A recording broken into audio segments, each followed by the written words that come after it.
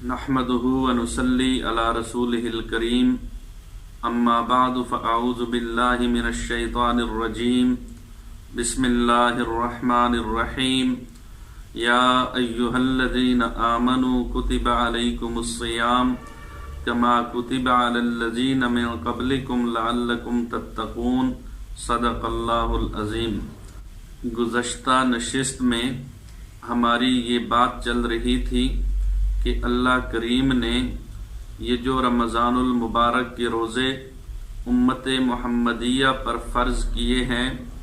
یہ اتنے اہم ہیں کہ یہ صرف اس امت کی خصوصیت نہیں بلکہ اس سے پہلے جتنے بھی انبیاء کرام علیہم الصلاۃ والسلام گزرے اللہ کریم نے ان سب پہ روزوں کو فرض کیا اور ہر نبی نے اپنی امت کو یہ حکم سنایا۔ اگرچہ سحری افطاری کے احکامات الگ الگ تھے، ان کے ایام یا ان کی مدت الگ الگ تھی، لیکن ہر امت کو کچھ نہ کچھ روزے اللہ کریم نے عطا فرمائے۔ تو اس سے معلوم ہوا کہ روزہ بہت عظیم الشان عبادت ہے۔ جہاں اللہ کریم نے امت محمدیہ پر رمضان المبارک میں ان روزوں کو فرض کیا، وہیں پر اللہ کریم نے کرم یہ فرمایا کہ امت محمدیہ کو اللہ کریم نے 5 ایسی خصوصیات عطا فرمائیں جو اس امت سے پہلے کسی امت کو عطا نہیں ہوئی۔ چنانچہ حدیث مبارکہ میں ہے، حضرت سیدنا ابو ہریرہ رضی اللہ تعالی عنہ روایت کرتے ہیں کہ رسول اکرم صلی اللہ علیہ وسلم نے فرمایا، اوتیت امتی خمس خصال فی رمضان لم تؤتہن امت قبلہم، کہ اللہ کریم نے میری امت کو 5 خصوصیات ایسی عطا فرمائی ہیں جو اس سے پہلے کسی امت کو اللہ کریم نے عطا نہیں فرمائی۔ نمبر 1، خلوف فم الصائم عند اللہ اطیب من ریح المسک، روزہ دار کی منہ کی بو اللہ کریم کے نزدیک مشک سے بھی زیادہ پسندیدہ ہے۔ نمبر 2، وتستغفر لهم الحیتان حتی یفطروا، روزہ دار کے لیے سمندر کی مچھلیاں دعا کرتی رہتی ہیں یہاں تک کہ وہ روزہ افطار کر لے۔ نمبر 3، یزین اللہ عز وجل کل یوم جنتہ ثم یقول یوشک عبادی الصالحون ان یلقوا عنہم المؤونۃ ویسیروا الیک، اللہ کریم ہر روز ان کے لیے جنت کو آراستہ فرماتا ہے اور ارشاد فرماتا ہے کہ قریب ہے کہ میرے نیک بندے دنیا کی مشقتیں برداشت کر کے تجھ تک پہنچیں۔ نمبر 4، وَتُصَفَّدُ فِيهِ مَرَدَةُ الشَّيَاطِينِ فَلَا يَخْلُصُوا فِيهِ إِلَى مَا كَانُوا يَخْلُصُونَ إِلَيْهِ فِي غَيْرِهِ، اس میں سرکش شیاطین قید کر دیے جاتے ہیں کہ وہ رمضان المبارک میں ان برائیوں تک نہیں پہنچ سکتے جن برائیوں تک وہ غیر رمضان میں پہنچ جاتے ہیں۔ نمبر 5، وَيُغْفَرُ لَهُ فِي آخِرِ لَيْلِهِ قِيلَ يَا رسول اللہ اہی لیلۃ القدر قال لا لكن العامل انما يوفى اجرہ اذا قضى عملہ، رمضان کی آخری شب میں روزہ دار کے لیے مغفرت کر دی جاتی ہے۔ صحابہ کرام رضوان اللہ تعالی علیہم اجمعین نے عرض کی،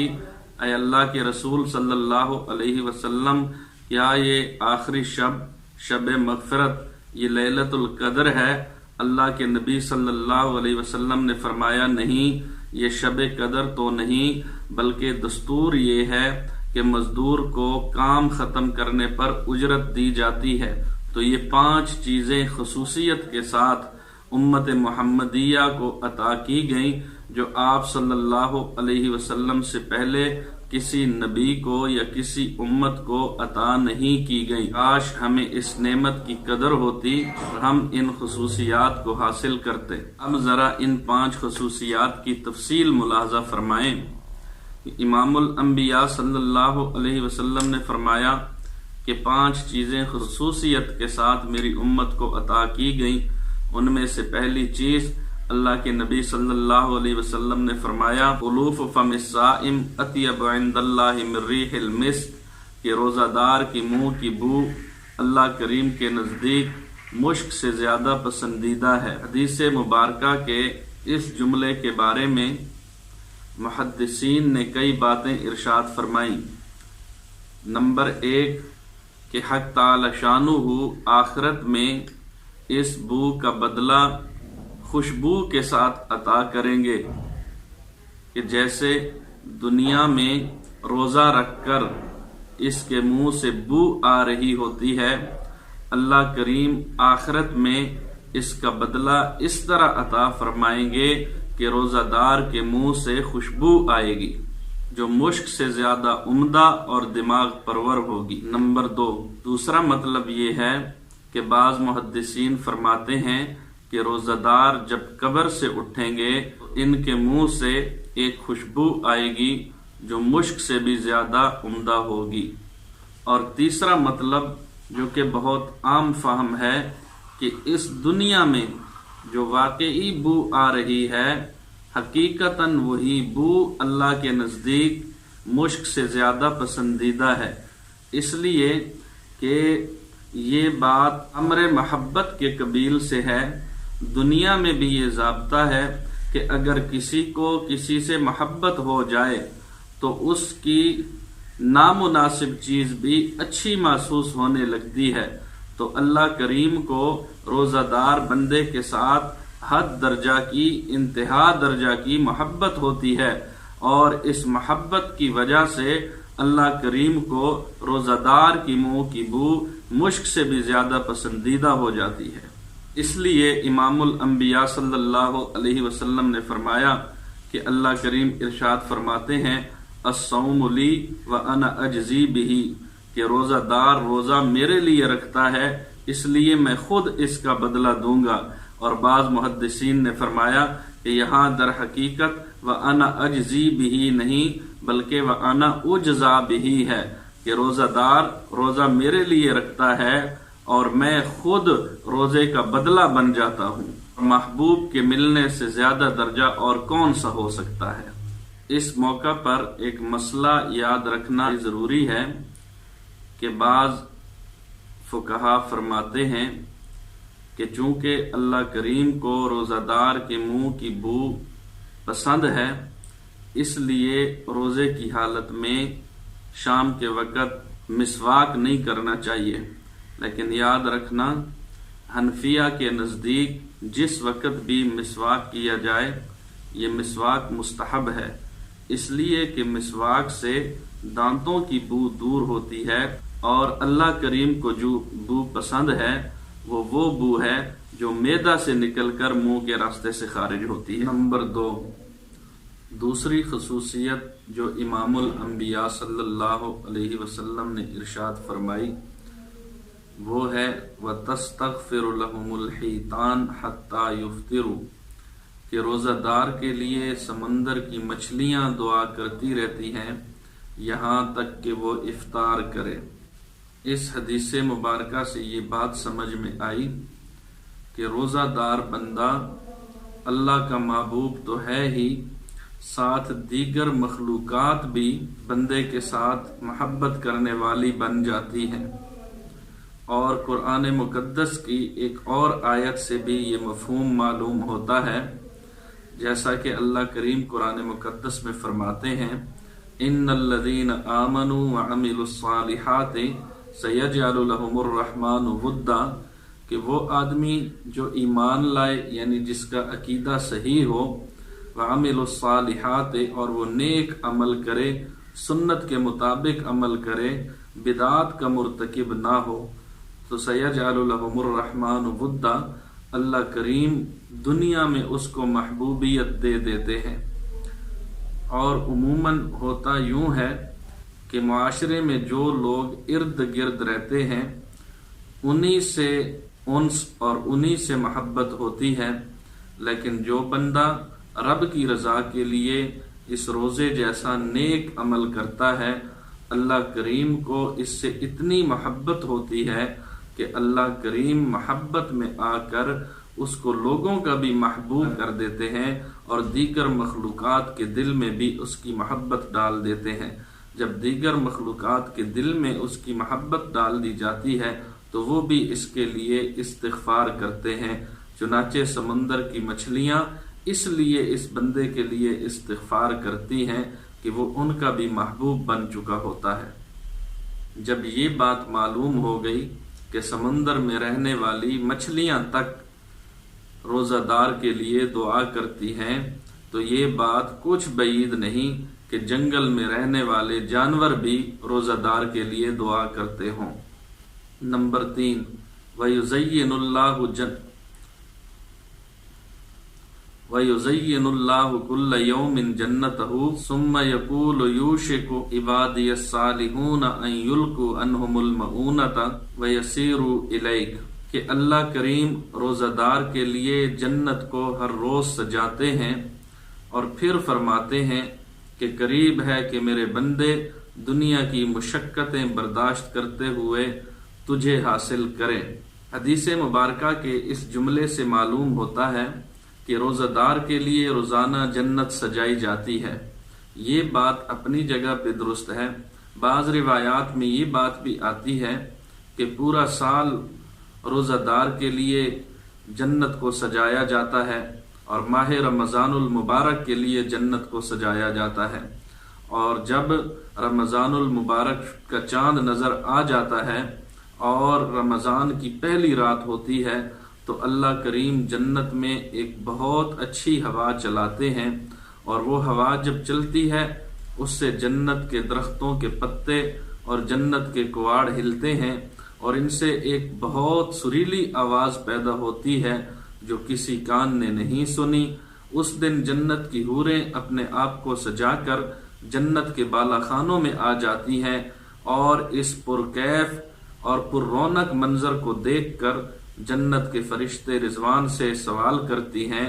کہ اے رضوان، آج یہ کیا ماجرا ہے، یہ کیا پرکیف اور پر رونق منظر ہے، یہ کیسی ہوا چل رہی ہے اور یہ کیسی سریلی آواز ہے؟ تو رضوان کہتا ہے کہ ماہ رمضان المبارک شروع ہو گیا ہے، اللہ کریم اس مہینے میں اپنے مومن بندوں کی مغفرت فرماتے ہیں۔ تو پھر وہ حوریں کہتی ہیں، ہے جو ہم سے منگنی کا طلبگار ہو، جو ہم سے منگنی کا خواہش مند ہو، اللہ کریم ہماری منگنی اس کے ساتھ کر دے۔ اور پھر اللہ کریم ہر دن میں ہر رات میں مومنین کی مغفرت فرماتے ہیں اور سارا مہینہ اللہ کریم کی رحمتیں برستی رہتی ہیں، دن میں بھی رحمتیں، رات میں بھی رحمتیں برستی ہیں، اور ایک منادی اللہ کریم روزانہ زمین پہ بھیجتا ہے جو کہ یہ ندا لگاتا ہے کوئی مانگنے والا، ہے کوئی طلب کرنے والا، ہے کوئی توبہ کرنے والا، ہے کوئی مغفرت چاہنے والا، ہے کوئی اپنے رب کو ادھار دینے والا، ایسا رب جو کبھی محتاج نہیں ہوتا، ایسا رب جو غنی ہے، ایسا رب جو کسی کو کم کر کے نہیں دیتا بلکہ پورا پورا دیتا ہے۔ اور پھر اللہ کریم نے رمضان المبارک میں ایک رات جس کو لیلۃ القدر کہتے ہیں وہ بھی عطا فرمائی، اور اس کے بارے میں اللہ کا قرآن کہتا ہے لیلۃ القدر خیر من الف شہر، یہ لیلۃ القدر ایسی رات ہے کہ یہ ایک رات 1000 مہینوں سے بہتر ہے۔ اور یہ رحمتیں لیلۃ القدر میں اللہ کریم مومن کو عطا فرمانے کے بعد پھر جب رمضان المبارک جاتا ہے تو رمضان المبارک کی آخری شب میں اتنے ہی مؤمنین کی مغفرت فرماتے ہیں جتنی کی پورے رمضان المبارک میں مغفرت فرماتے ہیں۔ تو اللہ کریم کا دریائے رحمت، دریائے کرم، دریائے مغفرت ٹھاٹھے مار رہا ہوتا ہے، اور یہ کیوں نہ ٹھاٹھے مارے، کیونکہ آنے والا مہمان رمضان المبارک کی صورت میں یہ عظیم الشان مہمان ہے۔ ہم دنیا میں اس چیز کا نظارہ اور مشاہدہ کرتے ہیں کہ اگر ہمارے ہاں کسی معزز مہمان نے آنا ہو، ہم اس کے لیے کس قدر اہتمام کرتے ہیں، اس کے لیے اپنے گھر کو سجاتے ہیں اور خاطر خواہ اس کی خدمت میں کوئی کسر نہیں چھوڑتے۔ تو یہ رمضان المبارک یہ مومنین کے پاس اللہ کا مہمان بن کے آ رہا ہوتا ہے، تو اللہ کریم اس رمضان المبارک کی خاطر پھر جنت کو سجاتے ہیں اور مومنین کی مغفرت فرما کر ان کے لیے جنت کا پروانہ جاری فرماتے ہیں۔ نمبر 4، وَتُصَفَّدُ فِيهِ مَرَدَةُ الشَّيَاطِينِ، اس مہینے کی ایک خصوصیت یہ بھی ہے کہ اللہ کریم اس میں سرکش شیاطین کو قید کر دیتے ہیں۔ تو عام مومنین جو رمضان المبارک کے علاوہ دنوں میں جن گناہوں تک پہنچتے ہیں، رمضان المبارک میں ان گناہوں تک وہ نہیں پہنچ پاتے۔ تو جب شیاطین قید ہو جاتے ہیں تو نیکی کرنا آسان ہو جاتا ہے،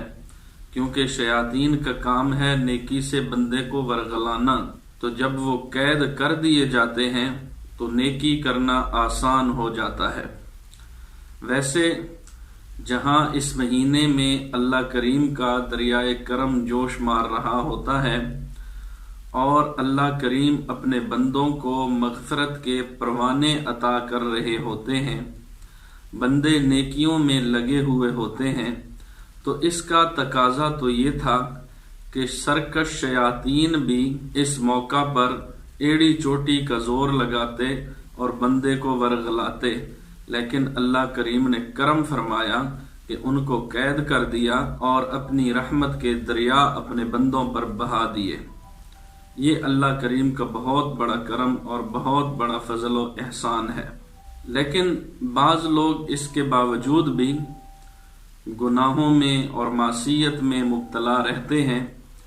تو کچھ لوگ یہ سوال کرتے ہیں کہ جب رمضان المبارک میں شیاطین قید کر دیے جاتے ہیں تو تاجر ناپ تول میں کمی کیوں کرتے ہیں؟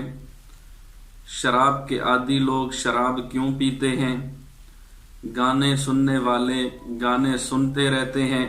اسی طرح دیگر معصیتیں جن میں لوگ غیر رمضان میں مبتلا رہتے ہیں، کچھ نہ کچھ رمضان المبارک میں بھی تو مبتلا رہتے ہیں، پھر شیاطین کے قید ہونے کا کیا مطلب؟